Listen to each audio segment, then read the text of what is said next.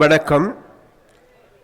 இன்று இந்த கூட்டத்திற்காக அதிதியாக வந்திருக்கின்ற எங்களுடைய பிரதமர் சகோதரி அருணி அமரசூரி அவர்களே, அதே போன்று எங்களுடைய பாராளுமன்ற உறுப்பினர்களான தோழர் ரஜீவன் அவர்களே, தோழர் பவானந்த ராஜா அவர்களே, அதே போன்று எங்களுடைய அம்பலவாணர் கணபதி பிள்ளை அவர்களே, அதே போன்று எங்களுடைய சகோதரிகளான வெண்ணிலா, சுமதி உள்ளிட்ட ஏனைய சகோதர சகோதரிகளே, அதே போன்று எங்களுடைய மேடையில் அமர்ந்திருக்கின்ற ஏனைய சகாக்களே, உங்கள் அனைவருக்கும், அதே போன்று இங்கு கூடியிருக்கின்ற அன்பார்ந்த தாய்மார்களே, தந்தையர்களே, சகோதர சகோதரிகளே, உங்களுக்கு எல்லோருக்கும் தெரியும், இன்றைக்கு அருணி அமரசூரிய வருவதாக கூறியவுடன் நாங்கள் இந்த பிரதேசத்தில், அதாவது என்றைக்குமே இதற்கு முன்பு இவ்வாறான ஒரு கூட்டத்தை நடாத்தியது கிடையாது. இதுதான் முதல் தடவை இந்த பிரதேசத்தில் கூட்டம் நடத்துவது. அதன் பொழுது இன்றைக்கு அவருக்கு காலையிலிருந்து பல சந்திப்புகள் இருந்தது.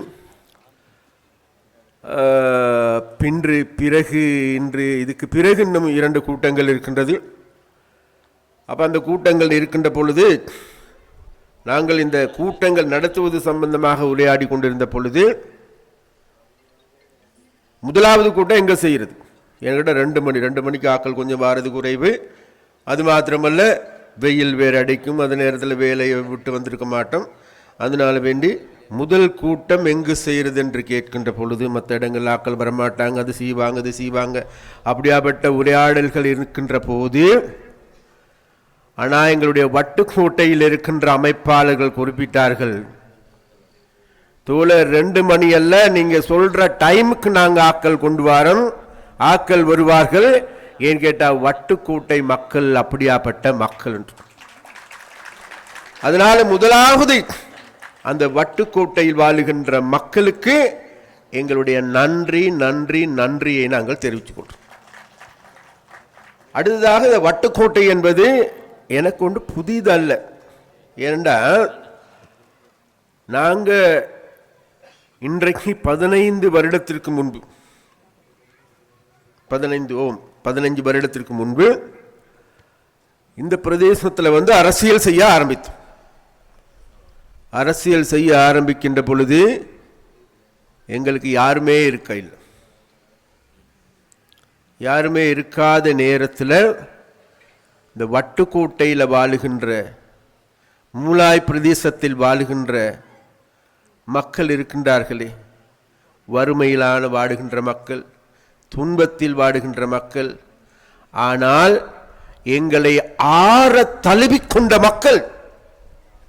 அதனால் அந்த மக்களுக்கு மீண்டும் எனது நன்றியை நான் தெரிவிக்க வேண்டியது. என்கிட்ட இதுக்கும் ஒரு பயணம் உண்டு ஆரம்பிக்கின்ற பொழுது எங்கேயாவது ஒரு மூலாதாரம் இருக்க வேண்டும். அப்ப எங்களுடைய மூலாதாரமே வேறு எதுவுமல்ல, இந்த வட்டுக்கோட்டையில் இருக்கின்ற பரமலிங்கம் அவர்கள் எடுத்துக்கொண்டாலும் சரி, ராசேந்திரம் அவர்கள் எடுத்துக்கொண்டாலும் சரி, நான் முதல்ல சொன்ன சுமதி தங்கச்சி எடுத்துக்கொண்டாலும் சரி, இங்கே இருக்கின்ற ஏனைய சகோதரிகள் எடுத்துக்கொண்டாலும் சரி, இவர்கள் தான் எங்களுடைய ஆரம்ப கால உறுப்பினர்கள். அது மாத்திரமல்ல, இவர்கள் எங்களுடைய ஆரம்ப கால உறுப்பினர்கள் மாத்திரமல்ல, எங்களுடைய ஏதாவது ஒரு கூட்டங்கள் நடைபெறுகின்ற பொழுது அல்லது மக்கள் சந்திப்புகள் நடைபெறுகின்ற பொழுது, எங்களுடைய தலைவர்கள் வருகின்ற பொழுது, அந்த தலைவர்கள் வருகின்ற கூட்டத்திற்கு அல்லது மேதின கூட்டங்களுக்கு கூடுதலான மக்கள் கலந்து கொள்வார்களாக இருந்தால் அது வட்டுக்கோட்டை மூலாய்வாழ் மக்களாகும். அதனால் அந்த மக்களுக்கு அப்ப அந்த வகையில் ஆரம்பிக்கப்பட்ட அமைப்பு தான் எங்களுடைய அமைப்பு. அப்ப அந்த வகையில் எனக்கும் ஒரு நம்பிக்கை இருந்தது. நிச்சயமாக நாங்கள் 2 மணி அல்ல, காலையில் 10 மணிக்கு வைத்தாலும் கூட இந்த மக்கள் நிச்சயமாக எங்களை ஆற தழுவிக்கொண்டு எங்களுடைய கூட்டத்தை வெற்றிகரமான கூட்டமாக நடத்துவார்கள் என்ற நம்பிக்கை எங்களுக்கு இருந்தது. ஒன்று. இரண்டாவதாக உங்களுக்கு எல்லோருக்கும் தெரியும், வரப்போறது வேறு யாருமல்ல, அருணி அமரசூரியா அவர்கள். அருணி அமரசூரியா என்பது வேறு யாரும் நாட்டினுடைய பிரதமர். அப்ப நமக்கு எல்லாருக்கும் தெரியும், இதுக்கு முன்னுக்கு பிரதமர்மார்கள் எப்படி வந்தாங்கன்னு உங்களுக்கு எல்லாருக்கும் தெரியும். என்ன அங்கேருந்து ஃப்ளைட்டில் வந்திருக்காம ஹெலிகாப்டரில் வந்து இறங்கி என்ன இங்கே ஆயிரக்கணக்கான போலீஸ்காரங்களையும் போட்டு இனி இல்லைங்கிற விளையாட்டும் விளையாண்டு என்ன பல ரகமான வாகனங்களும் வந்து என்ன இந்த பிரதேசத்தை சுற்றி அழைச்சி அப்படியாப்பட்ட ஒரு சூழல்ல தான் இங்கே அருணி அமர் சூர்யா வந்திருப்பான். இதற்கு முன்னர் இருந்திருந்தான். ஆனால் இன்றைக்கு உங்களுக்கு எல்லாருக்கும் தெரியும், அருணி அமர் சூர்யா அவர்கள் எங்களுடைய சகோதரி, எங்களுடைய பிரதமர், உங்களுடைய பிரதமர் மிக எளிமையாக உங்களை வந்து சந்திக்க வந்திருக்கிறான். இதையும் விட எளிமையாக வந்திருப்போம். வேற எதுவும் தெரியாத நாட்டில் இருக்கின்ற நிலைமைகளையும் கருத்தில் கொண்டு எங்களுடைய பிரதமரை பாதுகாத்து கொள்ள வேண்டிய பொறுப்பு எங்களுடைய பொறுப்பு என்றதன் காரணமாக ஒரு சில பாதுகாப்பு வேலைகளை நாங்கள் செஞ்சிருக்கோம். அப்போ அதே போன்றவங்களுக்கு எல்லாருக்கும் தெரியும். அப்போ இந்த நிலைமையை நான் கொண்டு வர்றதுக்கான காரணம் தான் வேறு எதுவும் இல்லை. உங்களுக்கு எல்லோருக்குமே தெரியும், கடந்த செப்டம்பர் மாதம் 21ஆம் தேதி நடைபெற்ற தேர்தல், அதுதான் ஜனாதிபதி தேர்தல். அந்த ஜனாதிபதி தேர்தலில் இங்கே இருக்கின்ற மக்கள் அனுரகுமார் திசாநாயக்க அவர்களை ஜனாதிபதியாக தெரிவு செஞ்சார். அப்போ அவரை தெரிவு செய்கின்ற பொழுது உங்களுக்கு எல்லோருக்குமே தெரியும், மற்ற இடங்கள் எங்களுக்கு வாக்குகள் கிடைத்தது உண்மைதான். ஆனால் உங்களுக்கு எல்லோருக்குமே தெரியும், எங்களுக்கு யாழ் மாவட்டத்தில் கிடைத்தது மிகவும் 28,000 வாக்குகள். அந்த 28,000 வாக்குகள் கிடைக்கின்ற பொழுது ஒரு சிலர் சொன்னார்கள், மற்ற இடங்களில் பார்க்கின்ற பொழுது மற்ற கட்சிக்காரர்கள் சஜித் பிரேமதாசாவுக்கு 1,00,000க்கு அதிகமான வாக்குகள் கிடைத்தது, மற்ற ரணில் விக்ரமசிங்காவுக்கு அதே மாதிரி வாக்குகள் கிடைத்தது, மற்றது சங்கு கட்சிக்கும் கிடைத்தது. ஆனால் மிகவும் குறைந்த வாக்கு கிடைத்தது யாருக்குன்னு கேட்டால் அனுரகுமார் திசாநாயக்கா. ஏன் அந்த காரணம்?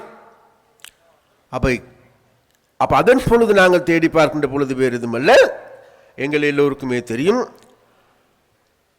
அனுரகுமார் திசாநாயக்கா அவர்கள் ஜனாதிபதியாக தெரிவு செய்யப்படுகின்ற பொழுது இங்கே இருக்கின்ற மக்கள் நம்மள அனுர வரப்போறது இல்லை.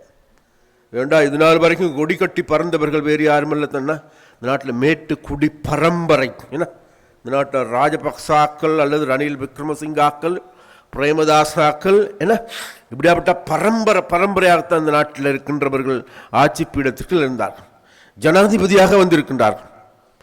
ஆனால் அனுரகுமார் திசாநாயக்க சாதாரண ஒரு குடும்பத்தில் பிறந்து ஒரு ஏழை தொழிலாளியினுடைய மகன், மிக கஷ்டப்பட்டு படிப்பதற்கு கூட வசதி இல்லாது, என்ன ட்ரெயின்லையும் ஏறி வடையும் விற்று அந்த வந்த பாதையில் இன்றைக்கு உங்களுக்கு எல்லாருக்கும் தெரியும், நேற்று முந்தின நாள் போனால் துபாய்க்கு போயிட்டு 150 நாடுகளுடைய தலைவர்களை சந்தித்தார். 150 நாடுகளும் தேடி வந்தார்களாம், எங்க Anura where is the Sri Lankan president தேடி வந்தான். அந்த அளவுக்கு இன்றைக்கு உலகமே திரும்பி பார்க்கின்ற ஒரு ஜனாதிபதியாக நீங்க எல்லாருமே சேர்ந்து கடந்த செப்டம்பர் மாதம் தெரிவு செஞ்சிருக்கோம். சரி, அப்ப அந்த நேரத்தில் எங்களுக்கெல்லாம் இருந்த பிரயோஜனம் தான், வேற எதுவும் இல்லை. யாழ்ப்பாணத்து மக்களுக்கு கொஞ்சம் சந்தேகம் இருந்துச்சு, இல்லை அனுர வரமாட்டார், வேற ஆக்கள் தான் வருவாங்கட்டு மற்றவங்களுக்கு வாக்களித்து இருந்த காலம் அனுர வந்துட்டார். அப்ப அனுர வரமாட்டாதுன்னு நினைக்கிறதுக்கு காரணம் தான், வேறு எதுவும் இல்லை. உங்களுக்கு எல்லாருக்கும் தெரியும், அதற்கு முன்பு நடந்த தேர்தல் உங்களுக்கு எல்லாருக்கும் தெரியும், 2019ஆம் ஆண்டு தேர்தல். கோட்டாபய ராஜபக்சாவுக்கு 69 லட்சம் வாக்கு, சஜித் பிரேமதாசாவுக்கு 45 லட்சம் வாக்கு, அனுரவுக்கு 4 லட்சம் வாக்கு. இப்ப தேடி பாருங்க, கணித சூத்திரத்தின் படினா அனுரையிட வெற்றி சாத்தியமே இல்லாத ஒன்று, கணித சூத்திரத்தின். ஆனால் நமக்கு எல்லாருக்கும் தெரியும், சமூக விஞ்ஞானம் என்பது அப்படி அல்ல. சமூக மாற்றங்கள் என்பது பெரிய பாய்ச்சலாக மாறி அது புரட்சிகரமான மாற்றத்தை ஏற்படுத்தும் என்று சொன்னான். அப்ப அந்த வகையில் இங்கிருந்த மக்கள் மத்தியில் இருந்த நம்பிக்கை எல்லாம் என்ன மாற்றத்துக்குள்ளாகி, அப்ப அந்த நேரத்தில் ஊடகவியலாளர் வந்து எங்கிட்ட கேட்டாங்க, என்னப்பா உங்களுக்கு மிகவும் குறைந்த வாக்கு தான் யாழ்ப்பாணத்தில் கிடைச்சிருக்கு. அப்ப அந்த நேரத்தில் நான் சொன்ன ஒரு வார்த்தை உண்டு, யாழ்ப்பாணத்து மக்கள் எங்களுக்கு வழங்கிய 28,000 வாக்குகள் என்பது வாக்கு வீத தேசிய மக்கள் சக்தியினுடைய வாக்கு வீத அதிகரிப்பில் இலங்கையிலேயே முதலாவது இடம் வேறு எங்குமல்ல, யாழ் மக்களுடைய வாக்குகளாகும். யாழ்ப்பாணம் தான் முதலாவது ஸ்தானத்தில் இருந்துச்சு. அதனால எங்களுக்கு ஒரு நம்பிக்கை இருக்கின்றது. பொது தேர்தலில் இலங்கையில் முதலாவது கட்சியாக மாத்திரமல்ல, யாழ்ப்பாணத்திலும் வாழ்கின்ற மக்கள் எங்களை முதலாவது கட்சியாக உயர்த்தி வைப்பார்கள் என்று நான் இன்றைக்கு எதிர்ப்பு. அதன் பிறகு இன்றைக்கு எல்லாருக்கும் தெரியும், இன்னைக்கு நாட்டில் இருக்கின்ற மக்கள் எல்லா மக்களும் சேர்ந்து யாழ்ப்பாணத்தை இது நாள் வரைக்கும் யாராலையும் அசைத்து பார்க்க முடியாமல் இருந்தது. நுவரெலியாவை யாராலையும் அசைக்க முடியாமல் இருந்தது. கொழும்பு, மத்திய கொழும்பை யாராலையும் அசைக்க முடியாது இருந்தது. ஆனால் இந்த முறை உங்களுக்கு எல்லாருக்கும் தெரியும், நாட்டில் இருக்கின்ற மக்கள் ஜாதி, இன, மத, குல பேதங்கள் அனைத்தையும் மறந்து எல்லோரும் தேசிய மக்கள் சக்தியை ஓர் அணியாக ஒரு கொடியின் கீழ் முழு நாட்டையே கொண்டு வந்திருக்கின்றார். அதனால் வேண்டி அந்த வகையில் யாழ்ப்பாணத்தில் வாழ்கின்ற மக்கள் எங்களை முதலாவது கட்சியாக தெரிவு செஞ்சிருக்கின்றார். அவர்கள் எங்களை தெரிவு செய்வதற்கான காரணம் தான் வேறு எதுவுமல்ல, நாங்களும் கடந்த காலங்களில் இந்த நாட்டை மாற்றி அமைக்க வேண்டும், ஒரு மாற்றத்தை கொண்டு வர வேண்டும், மாற்றமே இன்றைக்கு மக்களுடைய தேவையாக இருக்கின்றது என்று நாங்கள் கூறினோம். அந்த வகையில் மாற்றம் ஒன்று வேண்டும் என்று மக்கள் வாக்களித்தார். அப்ப இன்றைக்கு நீங்க கேட்கலாம், அந்த மாற்றம் இன்றைக்கு ஆட்சி பீடத்திற்கு வந்து 3 மாதம் ஆச்சு, இப்ப மாற்றம் வந்துட்டதா? இப்ப கேட்கலாம், எல்லாரும் அப்படி அப்ப அனுரகுமாரோட ஆட்சி நல்ல ஆட்சியா, நல்லா போகுதான்னு கேட்டால் நம்ம சொல்லுவோம், வாய்க்கு சொல்லுவோம் நல்லா போகுது அப்படின்னு சொல்லுவோம், என்ன சிரிச்சு கொண்டு இருப்போம். இருந்தாலும் கூட மறுபக்கம் தெரியும், என்ன அரிசி விலை கூடி இருக்குது, தேங்காய் விலை கூடி இருக்குது, என்ன உப்புக்கும் தட்டுப்பாடு இருக்குது. அப்போ அதனால வேண்டி இருந்தா வந்து 3 மாசத்துல பெண்களுக்கு இப்படியாப்பட்ட தட்டுப்பாடுகள்லாம் வரப்போகுது வந்திருக்குது. அப்படியா அந்த இவர்கள் எப்படா நாட்டை கட்டி எழுப்புவாங்கன்ட்டு மக்கள் மத்தியில பிரச்சாரங்களை செய்கின்ற அரசியல்வாதிகள் இருக்கிறான். இப்போ நமக்கு எல்லாருக்குமே தெரியும், இந்த நாட்டில் அரிசி தட்டுப்பாடுக்கான காரணம் என்னங்கிறது என்னை விட உங்களுக்கு எல்லாருக்கும் தெரியும். கேட்டால் இந்த பிரதேசத்தில் இருக்கின்ற மக்கள் கூடுதலாக விவசாயத்தையும் செய்கின்ற மக்கள். அப்போ அந்த மக்களுக்கு தெரியும், டிசம்பர் மாதம் ஜனவரி மாதம்ங்கிறது பொதுவாகவே அரிசியில் ஒரு தட்டுப்பாடு ஏற்படும். அந்த தட்டுப்பாடு ஏற்படுறதுல இன்னும் கொஞ்சம் மூர்ப்பாக மாறுன்றது என்னன்னு கேட்ட பேர் எதுவும் இல்லை. கடந்த காலம் நடைபெற்ற தேர்தல் வந்ததன் பிறகு, தேர்தல் முடிந்ததன் பிறகு இறக்குமதி செய்ய வேண்டிய அரிசியை குறிப்பிட்ட நேரத்தில் இறக்குமதி செய்ய முடியாத ஒரு நிலைமை ஏற்பட்டது. அதன் காரணமாக அரிசியில் ஒரு தட்டுப்பாடு ஏற்பட்டது ஒன்று. அதே போன்ற தேங்காயில் தட்டுப்பாடு வருகின்ற பொழுது நமக்கு எல்லாருக்கும் தெரியும், தேங்காய் இன்றைக்கு முன்பு போல் அல்ல. இன்றைக்கு தேங்காய் தோட்டங்கள், தேங்காய் மரங்கள்லாம் தரிக்கப்பட்டு இருக்கின்றது, நிலங்கள் விற்கப்பட்டிருக்கின்றது. அப்ப அதன் காரணமாக இன்றைக்கு தேங்காய் உற்பத்தியில் வீழ்ச்சி ஏற்பட்டிருக்கின்றது. வீழ்ச்சிக்குள்ளுக்கும் கூட நாட்டில் தேங்காய் ஏற்றுமதி செய்யப்படுகின்றது. அதே நேரத்தில் தேங்காவை வேறு வேறு உப பொருட்களுக்காக பயன்படுத்தப்படுகின்றது. அதன் காரணமாக அதிலும் பாரிய தட்டுப்பாடு ஒன்று ஏற்பட்டது. அப்ப அதனால வேண்டி இவைகளையும் நாங்கள் கணிசமான துரித கதியில் ஈடுபட்டு இவைகளையும் கணிசமான முறையில் முடிவுக்கு கொண்டு வந்திருக்கோம். முடிவுக்கு கொண்டு வந்ததன் பிறகு இன்றைக்கு மறுபக்கம் உங்களுக்கு எல்லாருக்கும் தெரியும், இன்றைக்கு இந்த முன்ன இருந்த 76 வருடங்களாக இந்த நாட்டை ஆட்சி செய்த ஆட்சியாளர்கள் இன்றைக்கு எங்கள் மீதான விமர்சனங்கள் முன்னைக்கு வந்து 3 மாதம் ஒன்றும் இல்லை. 3 மாதத்தில் நாங்கள் சொன்ன நாங்கள் வந்த பிறகு நாங்கள் ஒரு மாற்றத்தை கொண்டு வருகின்றோம் என்று. அந்த மாற்றம் உங்களுக்கு எல்லாம் தெரியும். ஏன்னா அனுரகுமார் அவர்கள் ஜனாதிபதியாக தெரிவு செய்யப்பட்ட பிறகு முதலாவது அவருடைய பதவியேற்பு வைபவம். அதற்கு முன்னர் என்ன 3 லட்சம் 4 லட்சம் அல்லது 3 கோடி 4 கோடி ரூபாய் செலவழித்து பரிய ஜம்பவான்கள் போன்று பதவியேற்பு வைபவத்தை இடம்பெறுகின்ற பொழுது நடாத்திய பொழுது அனுரகுமார் திசாநாயக்க அவர்கள் வெறும் 35,000 ரூபாய் மாத்திரம் செலவழித்து ரொம்ப சிம்பிளாக முடிச்சிருக்கோம். அது மாத்திரமல்ல, சுதந்திர தினத்துக்கும் பல கோடிக்கணக்கான ரூபாய் விரயமாக்குகின்ற பொழுது மிகவும் சிம்பிளாக கொஞ்சம் பணத்தை மாத்திரம் செலவழித்து நாங்கள் நாட்டுக்கு ஒரு அர்த்தமுள்ள ஒரு சுதந்திர தினத்தையும் கூட கொண்டாடி இருக்கின்றோம். அப்ப இந்த வகையில் இன்றைக்கு ஒரு மாற்றங்கள் நிகழ்ந்து கொண்டு வருகின்றது. அதற்கு முன்பு உங்களுக்கு எல்லோருக்குமே தெரியும், இந்த இடத்துல நம்முடைய பிரதமர் இருக்கிறார், அது மாத்திரமல்ல 2 எம்பிமார்கள் இருக்கின்றார்கள். அதே போல நான் எடுத்துக்கொண்டார் அமைச்சர் மாத்திரமல்ல, உங்களுக்கு எல்லாம் தெரியும் கேபினெட் அமைச்சர்களும் தெரியும். கேபினெட் அமைச்சர் என்ன உங்களுக்கு எல்லாம் தெரியும், அதில் வந்து புரோட்டோகால்னு சொல்லுவாங்க. அதன் படி பார்த்து உண்மையிலே யாழ்ப்பாணத்தில் இருக்கின்ற முதலாவது நபர் யாருன்னு கேட்டால் வேறு யாருமல்ல, இங்கே இருக்கின்ற கேபினெட் அமைச்சர். அப்ப அந்த வகையில் உங்களுக்கு எல்லாருக்கும் தெரியும், நாங்கள் இன்றைக்கு எடுத்துக்கொண்டா கேபினட் அமைச்சர்கள் 21 பேர் இருக்கிறோம். அந்த 21 பேர்ல யாருமே போலீஸ் பாதுகாப்பு எடுக்க இல்லை.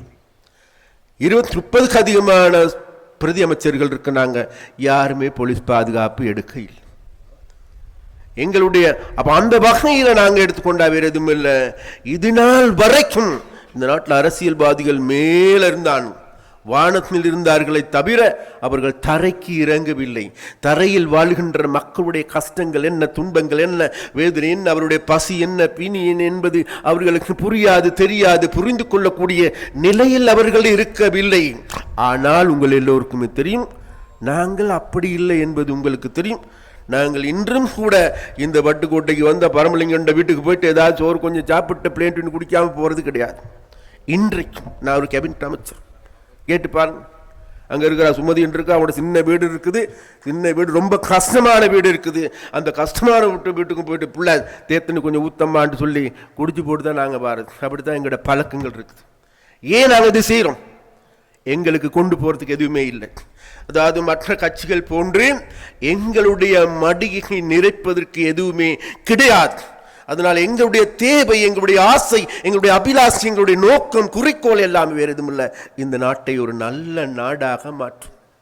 அந்த நல்ல நாடாக மாற்றுகின்ற போது தான் இந்த நாட்டுக்கு ஒரு நல்ல அரசியல்வாதிகள் தேவை, நல்ல அரசியல் கலாச்சாரம் தேவை என்கின்ற விதத்தில் தேர்தலுக்கு முன்பிருந்தே அனுரகுமார் திசாநாயக் அவர்கள் அடிக்கடி சொல்லுவார், நாட்டில் மாற்றங்கள் ஏற்பட வேண்டுமா, மாற்றங்கள் ஏற்பட வேண்டுமாக இருந்தால் வேறு எதுமல்ல, முதல்ல அரசியல் கலாச்சாரத்தில் மாற்றங்கள் ஏற்பட வேண்டும். அரசியல்வாதிகள் சாதாரண மனிதர்களாக மாற வேண்டும். என்றால் அந்த அரசியல்வாதிக்கு சாப்பாடு போடுறது யார், சல்லி கொடுக்கிறது யார், சமைக்கிறது யார், அவன் வாகனம் கொடுக்கிறது யார், வாகனத்துக்கு பெட்ரோல் அடிக்கிறது யார், சம்பளம் கொடுக்கிறது யார், எல்லாமே யாரும் அல்ல, இந்த நாட்டு மக்கள் இருந்து அறவிடப்படுகின்ற வரி. அந்த வரியின் மூலமாகவே இலங்கையுடைய வருமானமும் இன்றைக்கு கூடுதலாக பெரிய வருமானம் எதுன்னு கேட்டால் வரியின் மூலமாக கிடைப்பது நாட்டின் ஒரு பிரதானமான வருமானம்.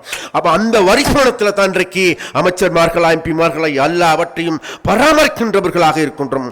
அப்படி பராமரிக்கலாக இருந்து கொண்டிருக்கின்ற போது அது மாத்திரமில்லை, கடைசி நேரத்தில் தேர்தல் காலகட்டங்களில் தேர்தலுக்கு அவனுக்கு ஓட்டு போட்டு அவனுக்கு விருப்ப வாக்கு போட்டு பாராளுமன்றத்துக்கு அனுப்பி வைக்கிறது யாருன்னு கேட்டால் வேறு யாரும் இல்லை, நீங்கள் நம்மளுடைய மக்களுடைய வாக்குகள். மக்களுடைய வாக்குகளை வாங்கி கொண்டு என்ன நம்ம இவனுங்களுக்கு வாக்களித்து வாக்களித்து வாக்களித்து கடந்த 76 வருடங்களாக திரும்பி பார்க்கின்ற பொழுது இன்னைக்கு எல்லாரும் சேர்ந்து எங்களோட தலையில மண்ணை வாரி போட்டிருக்கிறாங்க, அல்லது எங்களோட வாயில வாய்க்கரிசி போட்டிருக்கின்றார்களா இல்லையா என்பது தேடிப்பார். பிறக்கின்ற பிள்ளை இல்லை, கருப்பையில் வளர்கின்ற பிள்ளையும் கூட இன்றைக்கு 16 லட்சம் ரூபாய் கடன்காரனாக மாற்றப்பட்டிருக்கிறது.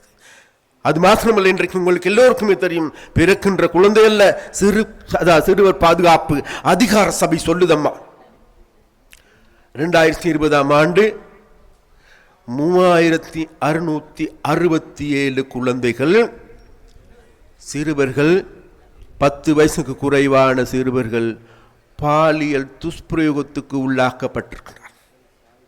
சிறுவர் பாதுகாப்பு அதிகார சபை சொல்லு. இதை ஒரு நாள் நான் யாழ்ப்பாணத்தில் சொல்லி கொண்டிருக்கேன். பெண்கள் தான் கூடுதலாக, சின்ன கூட்டம் மட்டும். ஒரு சில பெண்கள் அழுதாங்க. நான் கேட்டேன், ஏம்மா அழுறீங்க? ஐயா நீங்கள் சொல்கிறது உண்மையா சார், ஆனால் உங்களுடைய கணக்கு இருக்குதானே, இது இதை விட அதிகம், பல மடங்கு அதிகம். ஏண்டா இப்போ எங்களுடைய குடும்பங்களில் நடக்கின்ற இவ்வாறான கொடுமைகள் சம்பந்தமாக, இவ்வாறான துஷ்பிரயோகங்கள் சம்பந்தமாக நாங்கள் வெளியில் சொல்றது இல்லை. ஏண்டா புள்ளோட வாழ்க்கை இல்லாமல் போய்விடும், புள்ளவிட மானம் போயிடும், குடும்பத்தினுடைய மானம் போய்விடும் என்று இதெல்லாம் மூடி மறைக்கப்பட்டு இருக்கின்றதுன்னு சொல்றாங்க. அப்ப தேடி பாருங்களேன் இன்றைக்கு. அப்ப அவ்வாறான நிலைமைக்கு உள்ளாக்கப்பட்டிருக்கும். நம்ம மறுபக்கம் நம்ம தேடி பார்க்கின்ற பொழுதுன்னு அப்ப இன்றைக்கு விசேடமாக இன்றைக்கு எங்களுடைய சிறுவர்களை கூட பாதுகாத்து கொள்ளாத முடியாத நிலைமைக்கு இந்த நாடு ஏன் தள்ளப்பட்டிருக்கின்றது? எங்களோட நாடுங்கிறது பொன்னான நாடுன்னு நம்ம சொல்லுகின்றோம், முத்துன்னு நம்ம சொல்லுகின்றோம். இதில் இருக்கின்ற மக்கள் அன்பானவர்கள், விவாதம் இல்லை, அன்பான மக்கள். என்ன, அனைவரையும் ஒரே சகோதரர்களாக சகோதரியாக தனது பிள்ளையாக நேசிக்கின்ற மக்கள், கல்விக்கு முன்னுரிமை கொடுத்த மக்கள், அந்த கல்வியின் ஊடாக எங்களுடைய கலை, கலாச்சாரம், இலக்கியம் அனைத்தையும் செவ்வனே கட்டி எழுப்பிய மக்கள். அப்ப அந்த மக்கள் மத்தியில் இன்றைக்கு ஏன் இவ்வாறான துர்நடத்தைகள் வந்து கொண்டிருக்கிறது? கடந்த நாங்கள் ஜனாதிபதி தேர்தலில், பொது தேர்தலில் இந்த கிராமங்களாக போகின்ற பொழுது எங்கிட்ட மக்கள் ஒரே ஒரு வார்த்தை தான் சொன்னாங்க. எங்களோட வேறு எதையுமே கேட்கல. மக்கள் கேட்டார்கள், ஐயா எங்களோட பிரதேசத்தில் கசிப்பு வியாபாரம் அதிகமாக இருக்கு, நிப்பாட்டணும் ஐயா. எங்களோட போதைப் பொருள் அதிகரித்திருக்கின்றது, நிப்பாட்டணும் ஐயா. அது மாத்திரமல்ல, வாழ்வெட்டு கும்பலுடைய அச்சுறுத்தல் ஒரு கிராமங்கள் மாத்திரமல்ல முழு யாழ்ப்பாணத்தை அதிர்ச்சிக்குள்ளாக்கி இருக்கின்றது, நிப்பாட்டணும் ஐயா. அது மாத்திரமல்ல, இங்க இருக்கின்ற ஒரு சில போலீஸ்காரர்களுடைய அட்டூழியம் அதிகரித்திருக்கின்றது. போலீஸ்காரர்கள் ஒரு சிலர் வந்து கசிப்புக்காரனோட உதவி செய்கின்ற ஆக்களை இருக்கிறாங்களா இல்லையா? இன்னும் இருக்கிறாங்க, இன்னும் இருக்கின்றார்கள். ஆனால் நாங்கள் ஒரு விடயத்தை சொல்லுகின்றோம், இவைகளுக்கு கூடிய சீக்கிரம் அனுரத்தோல சொன்னார், நிச்சயமாக இன்றல்ல நாளை அல்ல நாளை மறுநாளாவது இந்த போதைப் பொருளில் இருந்து எங்களுடைய சமூகத்தை மீட்டெடுத்தே தீர்வேன் என்கின்ற உறுதிமொழி எடுத்திருக்கும். அந்த வகையில் இன்றைக்கு எங்களுக்கு எல்லோருக்கும் தெரியும், இந்த வட்டுக்கோட்டை பிரதேசத்தை எடுத்துக்கொண்டாலும் சரி, இங்க இருக்கின்ற மக்களை எடுத்துக்கொண்டாலும் சரி, ஏன் இந்த போதைப் பொருளுக்கு இரையாக இருக்கின்றார்கள் என்று நாம் தேடி பார்க்க வேண்டியிருக்கு. அதனால வேண்டி இந்த பகையில் நாங்கள் பார்க்கின்ற பொழுது, எல்லா வகையிலும் நாங்கள் தேடி பார்க்கின்ற பொழுது, எங்களுடைய குடும்பங்கள் ஒரு பக்கம் பொருளாதார ரீதியாக, அரசியல் ரீதியாக, சமூக ரீதியாக சீரழிகின்ற நிலைமைக்கு தள்ளப்பட்டு இருக்கின்றது. மறுபுறத்தில் நாங்கள் தேடி பார்க்கின்ற பொழுது எங்களுடைய கிராமத்தின் வாழ்க்கையும் அதே நிலம். அந்த கிராமத்து வாழ்க்கையோடு பின்னி பிணைஞ்சிருப்பது வேறு எதுமல்ல, இங்கே இருக்கின்ற அரசியல்வாதிகள். இந்த இருக்கின்ற அரசியல்வாதிகளை நாங்கள் தேடி பார்க்கின்ற பொழுது, எந்த ஒரு அரசியல்வாதியும் எங்களுடைய வாழ்க்கையை மேம்படுத்துவதற்கு அல்லது எங்களுடைய பிள்ளைகள் இன்றைக்கு போதைப் பொருளுக்கு இரையாகி இருக்கின்றார்களே அவர்கள் பாதுகாப்பதற்கு ஏதுவான நடவடிக்கைகள், அதற்கான கருத்தியல் ரீதியான நடவடிக்கைகள், அதற்கு மக்கள் மத்தியில் விழிப்புணர்வை ஏற்படுத்துவதற்கு ஏதுவான நடவடிக்கைகள் எடுத்திருக்கின்றார்கள். தேடி பார்த்தா இல்லை. அப்படியாக இருந்தால் இன்றைக்கு பெரிய சவால் ஒன்று இருக்குது.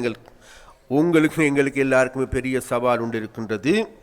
அந்த சவால் தான் வேறு எதுமல்ல, இன்றைக்கு எல்லா வகையிலையும் சீரழிந்திருக்கின்ற நாட்டை, அசுத்தமடைந்திருக்கின்ற நாட்டை தூய்மையான நாடாக கட்டியெழுப்ப வேண்டும் என்று தான் அனுரகுமார் சோநாயக்க கடந்த ஜனவரி மாதம் 1ஆம் தேதி கிளீன் ஸ்ரீலங்கா என்கின்ற வேலை திட்டத்தை முன்னெடுத்தார். அப்போ கிளீன் ஸ்ரீலங்கா இதுகளை சுத்தப்படுத்துறது மாத்திரம், கிளீன் பண்ணுறது மாத்திரம் அல்ல வேலை. இன்னைக்கு எங்களுடைய மனங்கள் எல்லாமே அசுத்தம் அடைஞ்சிருக்கா இல்லையான்னு தேடி பாருங்க. போட்டி, பொறாமை, என்ன யாராவது ஒரு பதவி உயிர் பெற்றா அவருக்கு எதிராக நாங்க, இவருக்கு எதிராக நாங்க, மறுபக்கம் ஜாதி ரீதியா, மத ரீதியா, குல ரீதியா, இன ரீதியா எந்தெந்த வழியில பிரித்து சின்ன பின்னமாயிருக்கும் தேடிப்பார். அந்த கிராமத்துக்கு இந்த கிராமத்துக்கு ஒத்து வராது, இந்த கிராமத்துக்கு அந்த கிராமத்துக்கு ஒத்து வராது, இப்படிங்கப்பட்ட பிரச்சனைகள். அது மாத்திரமல்ல, இன்றைக்கு எங்களுக்கு எல்லோருக்குமே தெரியும், இன்றைக்கு போதைப் பொருள்ங்கிற அரக்கன் கீழ் இன்றைக்கு முழு சமூகமும் சீரழிக்கப்பட்டு இருக்கின்றது. மறுபுறத்தில் எங்களோட கையில் எல்லாத்துலையும் போன் இருக்குது. அந்த போன்ல பார்க்கறது நல்ல விடயங்களா இருந்தால் எல்லாத்துக்கும் தேங்க்யூன்னு சொல்லலாம். ஆனா பார்க்கிறது எல்லாமே கெட்ட விடயங்களாக இருக்கு. அது மாத்திரமல்ல, இன்றைக்கு எங்களுக்கு எல்லாருக்கும் தெரியும், இந்த போதைப் பொருள் மதுப்பாவனையின் காரணமாக இன்றைக்கு உங்களுக்கு எல்லோருக்குமே தெரியும், யாழ் மாவட்டம் இன்னைக்கு நம்பர் 1 இருக்குது. ஏன்னா உலகத்தில் 2வது குடிகார நாடு இலங்கை என்கின்ற நாடு. அந்த பெருமை இன்றைக்கு எங்களுக்கிட்டத்தான் இருக்குது. 2வது ஸ்தானத்தை வேற யாராலும் தட்டி பறிக்க இல்லாம இருக்குது. ஒரு காலத்தில் எடுத்துக்கொண்டா அந்த இலங்கை என்கின்ற 2வது குடிகார நாட்டில் கூடுதலான குடிகாரர்கள் எங்க இருந்தாங்கன்னு கேட்டா நுவரெலியா மாவட்டம். அது எங்களுக்கு சொந்தமானது, எங்களுடைய ஏரியா. ஆனா இன்றைக்கு அந்த எங்களுக்கிட்ட இருந்த அந்த 1வது ஸ்தானத்தை யாழ்ப்பாணம் தட்டி பறித்து விட்டது. அண்மையில் நான் போயிட்டு மல்லாகத்தில் எங்கள்கிட்ட எக்ஸஸ் டிபார்ட்மெண்ட் என் ஃப்ரெண்ட் இருக்கார். முன்ன இங்கே இருந்து உங்களுக்கு தெரியும் 5 எக்ஸஸ் டிபார்ட்மெண்ட் இருக்கு. நான் கேட்டேன், மச்சான் மல்லாகம் பிரதேசத்தில் எத்தனை போத்த சாராயம் விற்படாம் இந்த விப்பிங்க உங்களோட இதில்? அது சொன்ன மச்சான் எங்களோட ஏரியாவில் மாத்திரம் 60,000 போத்தல், மல்லாகத்துக்கு மாத்திரம் 60,000 போத்தல் விற்கப்படுது மச்சான். எங்கே போயிருக்கும் நான் சொல்ல பாரு. மறுபக்கம் நம்ம தேடி பார்ப்போம். மறுபக்கம் இன்றைக்கு போதைப் பொருள் அதிகரிச்சிருக்கா இல்லையா? அதிகரிச்சிருக்கு. மறுபக்கம் இன்றைக்கு குற்றச்செயல்கள் அதிகரிச்சிருக்கா இல்லையா? அதிகரிச்சிருக்கு. அப்படி அந்த இந்த குற்றச்செயல்கள் அதிகரிப்பதன் காரணமாக இன்றைக்கு நாட்டில் வேறு விதமான வன்முறைகள். இன்னைக்கு உங்களுக்கு எல்லாருக்கும் தெரியும், கடந்த யுத்தத்தின் காரணமாக பலதையும் இழந்த மக்கள் இழந்து இன்னைக்கு யுத்தம் முடிஞ்சு 15 வருடங்களாக இன்னைக்கும் தேடி பாருங்களேன், 89,000க்கு அதிகமான விதவை பெண்களுடைய ஓலங்கள் இன்னமும் கேட்குதா இல்லையா? கேட்குது. அன்றைக்கு 24,000க்கு அதிகமான பிள்ளைகள் தாங்களுடைய பெற்றோர்களை தாயும் இல்ல தந்தையும் இல்லாம அனாதை இல்லங்கள் இருக்கின்றார். அண்மையில ஒரு அனாதை இல்லத்தினுடைய ஒரு தாயார் என்ன சொன்னார், ஐயா முடியுமா இருந்தா வாங்க எங்களுடைய அனாதை இல்லத்திற்கு எங்களுடைய பிள்ளைகளுடைய பாதுகாத்து கொள்ளுங்க ஐயா, எங்களுடைய பிள்ளைகளை பாதுகாக்க, அனாதையாக இருக்கின்ற பிள்ளைகளை பெண் பிள்ளைகளை பாதுகாத்து கொள்ள முடியாது, நாங்கள் பரிதவிக்கின்றோம், அனைவரும் சீரழிக்கப்படுகின்றார் என்று குற்றச்சாட்டு வைக்கிறார். மறுபடியும் நாங்கள் தேடி பாருங்க, இன்னைக்கும் 140% இன்னைக்கும் கொட்டில்களை தான் வாழ்க்கும். அது மாத்திரமல்ல, கடந்த காலங்களில் மைக்ரோ பைனான்ஸ் நிறுவனம் கடன் வழங்கி எங்களோட பெண்கள் எல்லாத்தையும் தேடி தேடி கடன் கொடுத்து வாங்கிய கடனை திருப்பி செலுத்த முடியாது. கூடுதலாக தற்கொலை செய்து கொள்ளப்பட்ட பெண்கள் எங்க இருக்கிறாங்கன்னு கேட்டா வன்னி மாவட்டத்தில் தான் கூடுதலாக தற்கொலை செய்து கொள்ளப்பட்ட பெண்கள் இருக்கிறார். இதுதான் இன்றைக்கு எங்களுடைய வடமாகாணம். அப்ப அந்த வகையில் பார்க்கின்ற பொழுது நாங்கள் எமக்கு எல்லாருக்கும் இருக்கின்ற சவால் தான் வேறு எதுமல்ல, இந்த நிலைமையில் இருக்கின்ற இந்த நாட்டை, சீரழிக்கப்பட்டிருக்கின்ற நாட்டை தூய்மையாக்க வேண்டுமா இல்லையா? இன்றைக்கு எங்களுடைய சிறுவர்கள் பாதிக்கப்படுவது நிறுத்தப்பட வேண்டுமா இல்லையா? இன்றைக்கு எடுத்துக்கொண்டால் பொது போக்குவரத்தில் ஈடுபடுகின்ற பெண்கள் வாழ்க்கையில ஒரு நாளாவது 195% பெண்கள் பாலியல் துஷ்பிரயோகத்துக்கு, பாலியல் இம்சைக்கு உள்ளாக்கப்பட்டிருக்கின்றாங்க சொல்லப்படுது. தேடி பாருங்க, அதில் தான் எங்கட பொஞ்சாதியும் போறா, எங்கட தங்கச்சியும் போறா, அதில் தான் என் மகளும் போறா பஸ்ல தான். நம்ம தேடி பார்ப்போம். அப்படியாக இருந்தா அப்ப இந்த நிலைமை நாளைக்கும் தொடரணுமா? நமக்கு எல்லாருக்கும் தெரியும், இன்றைக்கு எங்களோட வீட்டில் எங்களோட பிள்ளையை விட்டுட்டு போகலாம். ஏன்? அப்ப அந்த அளவுக்கு இன்றைக்கு சீரழிந்து போயிருக்கு. அண்மை காலங்கள் உங்களுக்கு தெரியும், இந்த இதே பிரதேசத்தில் என்ன அண்ணனால தங்கையும் தங்கையாக அண்ணனும் சீரழிக்கப்படுகின்றார் என்கிற செய்தி.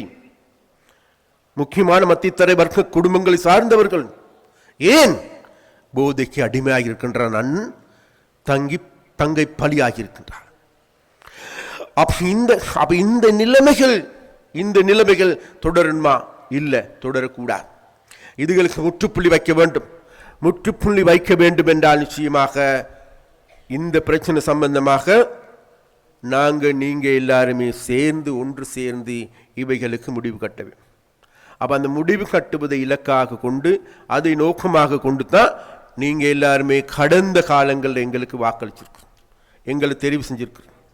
அதனால வேண்டி இங்க இருக்கின்ற மக்கள் எங்களை முதலாவது கட்சியாகவும் தெரிவு செஞ்சிருக்கிறீங்க. அதனால வேண்டி அவைகளுக்கு மீண்டும் எங்களுடைய நன்றியை தெரிவித்துக் கொண்டு, வாக்களிக்காத மக்களுக்கும் ஆற தழுவிக் கொள்வதற்கு தயார் என்பதை கூறிக்கொண்டு, இன்றைக்கு உங்களுக்கு எல்லோருக்குமே தெரியும், வேறு எதுமல்ல, இன்றைக்கு நீங்க எல்லாருமே சேர்ந்தால்தான் என்ன, ஒன்றுபட்டால் தான் உண்டு வாழ்வுன்னு சொல்றான். அது உண்மைத்தானே என்ன? அப்ப அதனால வேண்டி ஒன்றுபடாவிட்டால் வாழ்க்கை இல்லை. அப்ப அதனால வேண்டி இந்த வகையில் சீரழிக்கப்பட்டிருக்கின்ற நாடு, அப்ப அந்த நாட்டு நாளைக்கு எங்களுடைய பிள்ளைகளை பாதுகாத்துக் கொள்ள வேண்டுமா இல்லையா என்று கேட்டால் இல்லை, பாதுகாக்க வேண்டும். நாளைக்கு எங்களுடைய பெண்கள் இந்த போக்குவரத்தில், பொது போக்குவரத்தில் பாதுகாப்பான சூழலில் வாழ வேண்டுமா, பயணிக்க வேண்டுமா இல்லையா? பயணிக்க வேண்டும். இன்றைக்கு இருக்கின்ற இந்த போதை பொருளிலிருந்து எங்களுடைய இளம் தலைமுறை காப்பாற்றிக் கொள்ள வேண்டுமா இல்லை, வேண்டும் என்கின்ற சோகங்கள் தான் எங்களுடைய மனசுங்கள் இருந்து வருது. ஆனாலும் கூட கடந்த காலத்து அரசியல்வாதிகள் உண்மையிலேயே இந்த போதைப் பொருளை நாளுக்கு நாள் போசித்து அதிகரித்தவர்களாகவே காணப்படுகின்றார்கள். அந்த நிலைமை எதிர்வரும் காலங்களில் முற்று பெற போகின்றது. அதனால் படிப்படியாக இந்த நாட்டை துர்நடத்தையில் இருந்து மீட்டெடுக்கின்ற வேலையாக, நாட்டை தூய்மைப்படுத்துகின்ற வேலையாக எங்களுடைய மனங்களை தூய்மைப்படுத்துகின்ற நடவடிக்கை முன்னெடுக்க வேண்டும். அந்த வகையில் ஒரு மனங்கள் தூய்மை அடைகின்ற பொழுது அந்த குடும்பம் தூய்மையான குடும்பமாக இருக்கும் என்று நாங்கள் நம்புவோம். அந்த குடும்பம் தூய்மையான குடும்பமாக இருக்குமா இருந்தால் அந்த கிராமமும் தூய்மை அடையும் என்று நாங்கள் நம்புகின்றோம். அந்த கிராமம் தூய்மை அடையுமாக இருந்தால் நிச்சயமாக தான் ஒரு நாடும் தூய்மையான நாடு நாடாக மாறும் என்கின்றதுல இந்த மாற்று கருத்துக்கும் இடையில்லை. அந்த வகையில் அவ்வாறான ஒரு தூய்மையான நாட்டை நாளைக்கு வீதியில் செல்லுகின்ற எங்களுடைய சகோதரிகளையும் தங்களுடைய சகோதரிகளாக நேசிக்கின்ற சமூகத்தை கட்டியெழுப்ப வேண்டும். எங்களுடைய பெண்களை தாங்களுடைய சகோதரிகளாக, தாங்களுடைய தாயாக, தாங்களுடைய பிள்ளைகளாக நேசிக்கின்ற சமூகத்தை நாங்கள் உருவாக்க வேண்டும். எங்கோது போதைப் பொருளிலிருந்து எங்களுடைய பிள்ளைகளை மீட்கின்ற நடவடிக்கை முன்னெடுக்க வேண்டும். அதே போன்று இன்றைக்கு இந்த போதைப் பொருளுக்கெல்லாம் பின்னால் இருக்கின்ற பிரதானமான காரணி வறுமை. அந்த வறுமையிலிருந்து மீட்பதற்காக நாங்கள் வறுமை ஒழிப்பு வேலை திட்டத்தை முன்னெடுக்கின்றோம். அந்த வறுமை ஒழிப்பு வேலை திட்டத்தின் கீழ் எங்களுடைய ஜனாதிபதி கூறுகின்றார், வேறு எதுவுமல்ல, கிராமங்களை நோக்கி நிதி பாய்ச்சலை செய்ய வேண்டும் என்று. எதிர்வரும் காலங்களில் இந்த வட்டுக்கோட்டை பிரதேசம் மாத்திரமல்ல, சகல பிரதேசங்களும் பின்தங்கிய பிரதேசங்களாக இருக்கின்ற வறுமை கோட்டின் கீழ் வாழுகின்ற அல்லது வறுமை கீழ் வாழுகின்ற அனைத்து மக்களையும் மேலே உயர்த்துகின்ற வேலைகளை முன்னெடுப்பதற்கு நாங்கள் வேலை திட்டங்களை வகுத்திருக்கின்றோம். அது மாத்திரமல்ல, நேற்று இலங்கையில், அதாவது யாழ்ப்பாணத்தில் இடம்பெற்றது மாவட்ட அபிவிருத்தி சபை குழு கூட்டம். அந்த கூட்டம் நடந்து கொண்டிருக்கின்ற போது அனுர தோழர் அங்கிருந்து கோல் பண்ணி சொல்றார், இதோ யாழ் மாவட்டத்திற்கு ஒரே ஒரு வேலை திட்டம் ஒன்று செய்யுங்க, நல்ல வேலை திட்டம் செய்யுங்க, நான் உங்களுக்கு 500 மில்லியன் காசு அனுப்புறேன்னு சொல்றார். 500 மில்லியனுக்கான, அது மாத்திரமல்ல, மற்ற ஏனைய வேலைகள் இடம்பெற்றுக் கொண்டிருக்கின்றது. ஏனைய அமைச்சர்களூடாக வேலைகள் இடம்பெறுகின்றது. அந்த வேலைகளுக்கெல்லாம் பிறம்பாக ஸ்பெஷல் கிராண்டாக 500 மில்லியன் ரூபாய் கிடைத்திருக்கின்றது. ஏதாவது ஒரு வேலை திட்டத்திற்கு போட்டு இந்த மக்களை உடைய வாழ்க்கையை மேம்படுத்துகின்ற வேலையை முன்னெடுக்க வேண்டும். அந்த வகையில் நாங்கள் அனைத்தையும் நாங்கள் கவனத்தில் கொள்ளுகின்றோம் என்று கூறிக்கொண்டு, அதே போன்று எங்களுடைய கல்வி நிலைமைகளும் இதை விட மாற்றமான ஒரு நிலைமைக்கு கொண்டு செல்ல வேண்டும் என்றும் கேட்டுக்கொண்டு, அதற்கெல்லாம் வேறு எதுவுமல்ல, நாங்கள் விசேடமாக இன்றைக்கு உங்களால் கட்டியெழுப்பப்பட்டிருக்கின்ற, உருவாக்கப்பட்டிருக்கின்ற இந்த அரசாங்கத்தை நாங்கள் எல்லோருமே சேர்ந்து, இது உங்களுடைய அரசாங்கம், உங்களுடைய ஜனாதிபதி, உங்களுடைய பிரதமர், வேறு யாருமல்ல, உங்களுடைய பிள்ளைகள், உங்களுடைய சகோதரிகள். அந்த சகோதரிகள் தாங்கள், அதாவது அனுர தோழரை தாங்களுடைய பிள்ளையாக நேசித்ததன் காரணமாகவே அண்மையில் அனுர தோழர் வருகின்ற பொழுது ஆற தழுவிக்கொள்ளுகின்ற மக்கள், அது பெண்களா, ஆண்களா, இளைஞர்களா, யுவதிகளா, யாரை எடுத்துக்கொண்டாலும் கூட எல்லோருடைய ஆக்கிரசிப்பும் இருப்பது வேறு எதற்கும் அல்ல, அனுர மீது. ஏன் வேறு எதுவுமல்ல, அனுர வருகின்ற பொழுது, அனுர பேசுகின்ற பொழுது, அனுர டிவியில் வருகின்ற பொழுது தாங்களுடைய பிள்ளை, தாங்களுடைய சகோதரன், தாங்களுடைய ஜனாதிபதி என்கின்ற உணர்வு வந்ததன் காரணமாகவே அந்த நிலைமை உருவாகியிருக்கின்றது. அதனால் உங்களுடைய அரசாங்கம், உங்களுடைய ஜனாதிபதி, உங்களுடைய பிரதமர், உங்களுடைய அமைச்சர்கள், உங்களுடைய அரசாங்கம், இந்த அரசாங்கத்தை பாதுகாத்துக் கொள்ள வேண்டிய பொறுப்பு, கடப்பாடு உங்களுக்கு இருக்கின்றது என்று கூறிக்கொண்டு, அதற்காக வேண்டிய அந்த அரசாங்கத்தை பாதுகாத்து கொண்டு எமது நாட்டை நல்லதொரு நாட்டாக, வளமான நாட்டை, அழகான வாழ்க்கையை உருவாக்குவதற்காக நீங்கள் எல்லோருமே சேர்ந்து ஒன்றாக பயணிப்போம் என்று கேட்டுக்கொண்டு உங்களிடமிருந்து விடைபெறுகின்றேன். நன்றி, வணக்கம்.